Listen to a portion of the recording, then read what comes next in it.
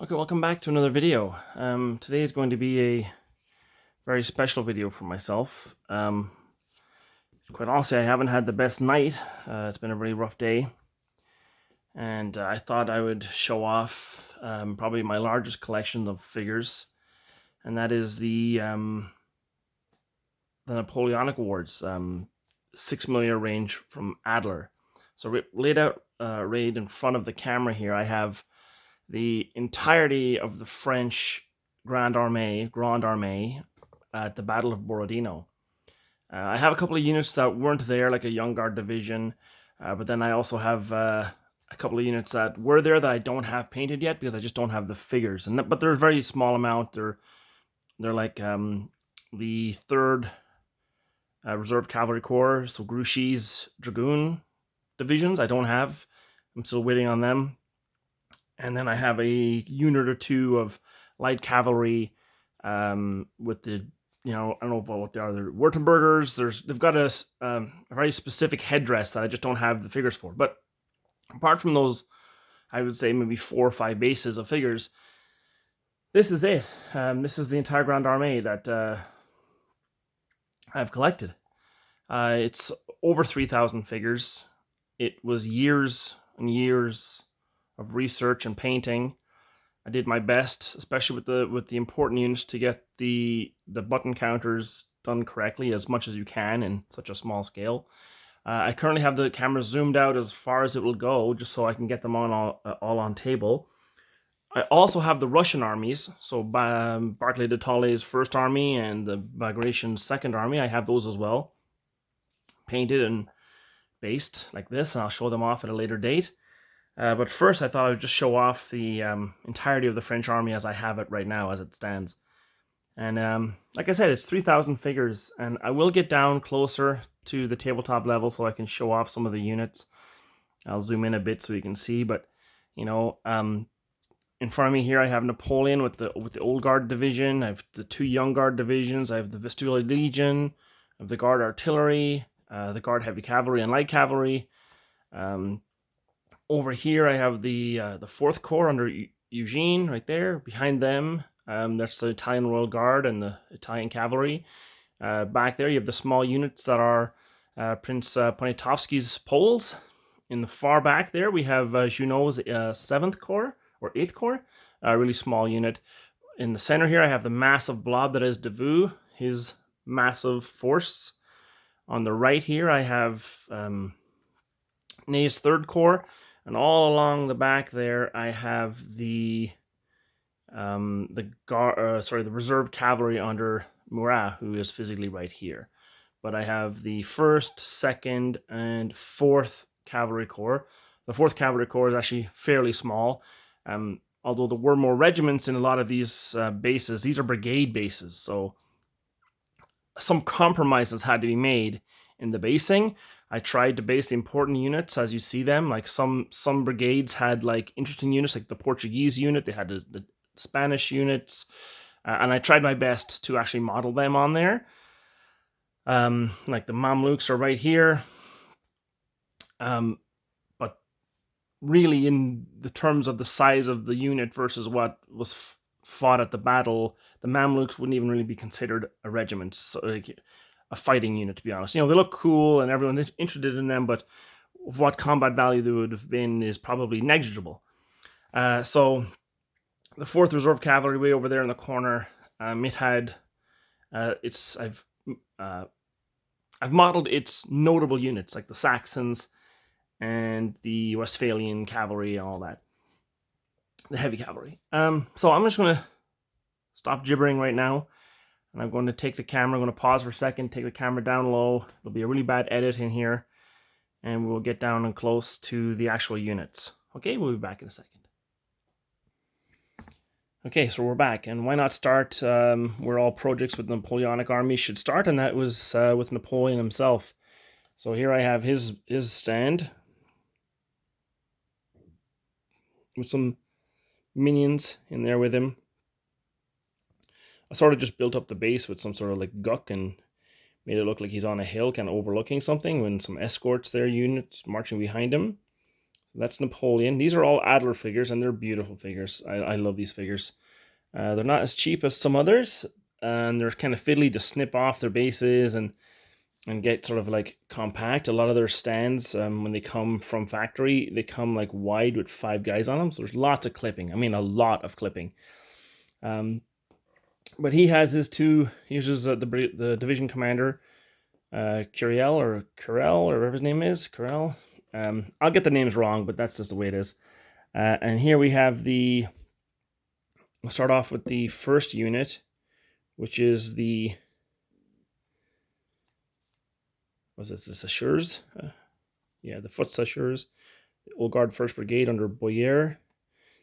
These are based for the game Blucher by Sam Mustafa, so this is just a piece of paper that I kind of stick underneath, and it gives me the stats. So they have they're a very powerful unit. They have shock, defensive ability, that's shock, defensive, and skirmisher ability, and then they have 8 elan or 8 hull points, hit points, whatever you want to say it.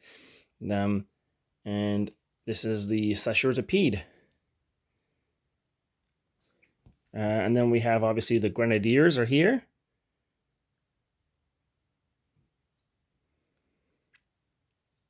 It's the Grenadiers. I also have the Young Guard. So here is the 1st Brigade of the Young Guard.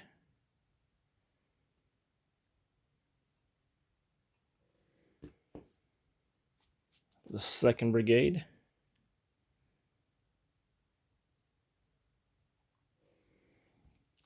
Here's the, what's this? This is the 1st Brigade of the 2nd Division of Young Guard. Really nice units. Took a long time to paint all the cords, but when you're painting a unit as famous as the Guard, you want to make sure the cords, you at least do the cords. Here's the 2nd Brigade of the 2nd Division. The bases I made myself, which was a mistake in hindsight. I just kind of glued certain units, certain squares and rectangles together because I thought it was going to be cheaper in the end, but not really. Here's Marshal Mortier, the Guard commander. I also have the Vistula Legion.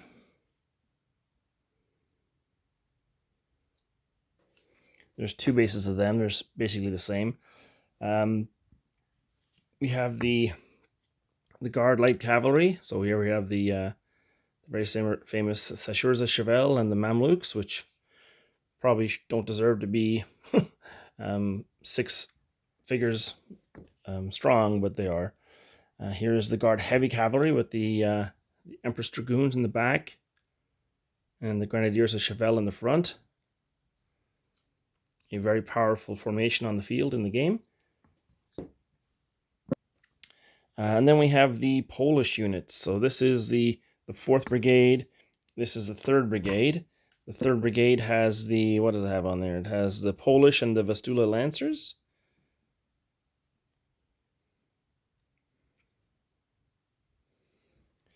And the 4th Brigade has the Dutch Lancers and the Gendarmes d'Elite, essentially the military police. So that's them. Next we have, I'll show off probably Davout. So I'll just reach across the camera here. And here is Old Spectacles himself, Marshal Davout. That's him. I'm going to take the camera out here, actually, just so I don't have to bring the figures to me. One sec. Okay, we'll just get more personal. So here's Davout. Here is his divisions. He has 5 infantry divisions on the day. 2 of them are across the river and under the control of Eugene, but for the purposes of the collection, they're all here in one. So you've got Morand, Friant, Decis, Girard, and Compans. Probably butchered those names. And then you have the light cavalry there in the back, along with the artillery. So that's the French First Corps, probably the biggest, probably an army all on its own. Another bad cut, and this is the French Third Corps, so under Marshal Ney. Here's Ney himself, in a very dramatic pose out front of his men. He has 3 divisions on the day, but I only modeled them in 2 because one of the divisions over here is only in game terms 1 base strong, so there's no point in having a whole division based on one single brigade. So I just added it to the 2nd division down here. And then we'll move over here. Here's my newest unit, which I painted last, which was Eugene's 4th Corps. Here's Eugene himself. Hopefully that comes through. Very modest bunch of figures. Here's his divisions. He's got 2 divisions. Now on the day he physically had 2 of the 1st Corps divisions under his command, but for me I only have 2. And then there's the Italian Royal Guard along with some attached French Cavalry Brigade. We'll get a closer look at the Italian Royal Guard here if I can.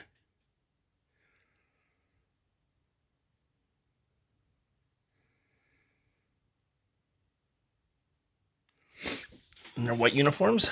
Back here we have Poniatowski. Here's Poniatowski himself on horse with his rather small corps, but it is capable of doing a lot, and it has excellent cavalry, excellent infantry, and pretty good artillery. So it's actually, as small as it actually is pretty good. Here's Junot, his small 8th Corps, and it's kind of crap, I won't lie. It's useful, but it's not that good at a whole lot, and it's too small to hold a portion of the field on its own. I'm going to pause it here, and we'll get at the heavy cavalry because they have some interesting units in it, and I want to show them off up close. Okay, and here we are with the 1st Reserve Cavalry Corps under General Nousty. This is him himself. I hope these all come through on the camera very well. This is him. He's got his heavy cavalry dress on.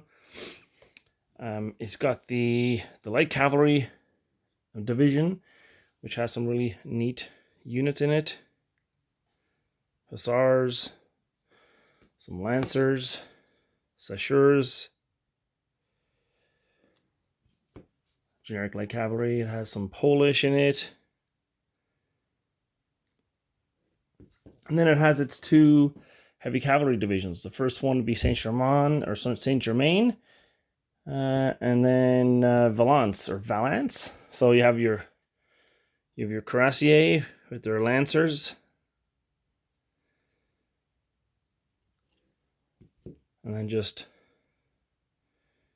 2 cuirassier units on this brigade. Same thing for the Saint-Germain's division. The 1st brigade has, I don't know what's in there, but the 1st brigade has some lancers and cuirassiers. And the 2nd brigade is just all cuirassier. Pretty powerful units. Really interesting figures, really nice figures. And you got brigade commanders there.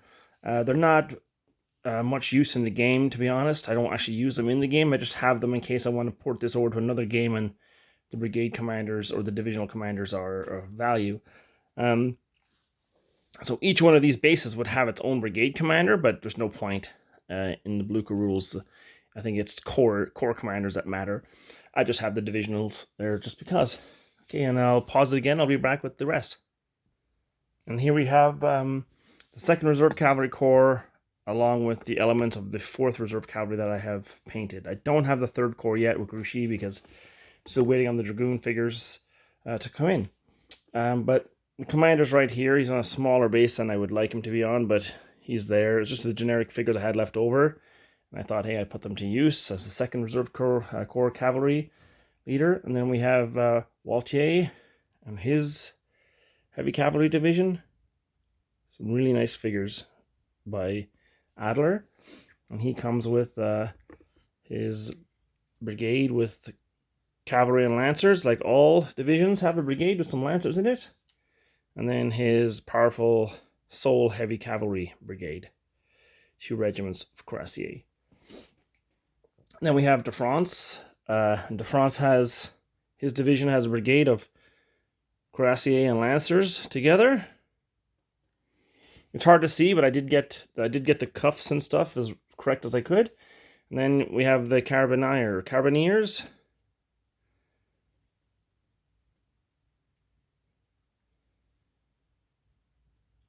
really a standout unit. They look great. And here's de France himself. Fantastic figures. I can't say enough good things about them. And then we have the, what's this? This is the Westphalian Cuirassier. They got a little bit more distinctive helmets. One has the white uniforms, one has the blue. And then we have the Saxons. One with the yellow uniforms, one with the white. You know, there's only so much detail you can get on these figures. I've seen people get a lot, but me, this is as best as I can do. For those who are wondering, the bases, you know, what I've done here is I've marked off. Like, I have, these are just taped on here with some Scotch tape. So when we're playing the game, we just, I haven't laminated them yet. I did not have a laminating machine when I created these, but I will replace these all with laminated. And you just kind of, you roll 7 dice in the attack. Plus, if you have some abilities here, it might give you bonuses.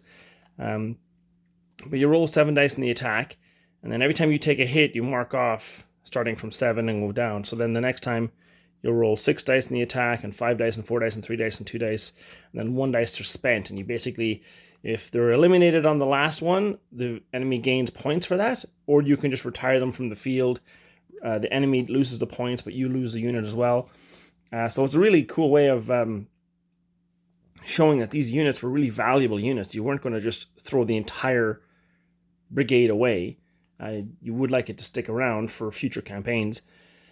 Another thing that you might have noticed is the sides of the bases have colors. So what I did was to make this more, because 6mm is so small, and you know, as you get older and grayer, your eyesight gets worse and worse. And I'll zoom out for this so maybe you see a little bit better here. I'll just turn my camera. You know, as you get older and older, like I'm getting older, I find it harder and harder to pick out the units and what brigade is from what corps, and in Blucher, the brigades and the corps that they're in is crucial to the actual activation system in the game and command in the game. So how I got around that was because there's tons, and I mean, when you're playing the whole Battle of Borodino, and I have done it once on the table with all my figures, there is 50 bases of Russians, 50 bases of French. How are you going to pick them apart? Unless you're a hawk and you have eagle eyes, the coloring of the bands and the bases is how I could figure that out. So Polish units have like a purpley band around them. French units have a dark blue. German units have this kind of like a gray-green. So you can see the Westphalians way over there. They have the gray-green. And Russians have, well, a pale green color around. And that's how whenever all the units are sort of like, pretend these are Russians and French, when all the units are attacking each other, you're going to know which corps belongs to which.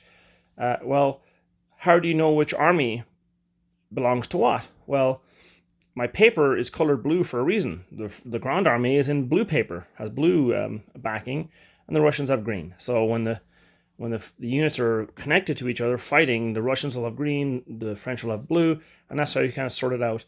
And that was done strictly for my own aesthetic, and also because from my experience in running convention games, I need to have some sort of easy way of people spotting what's happening on the table quickly with a few seconds of visual looking.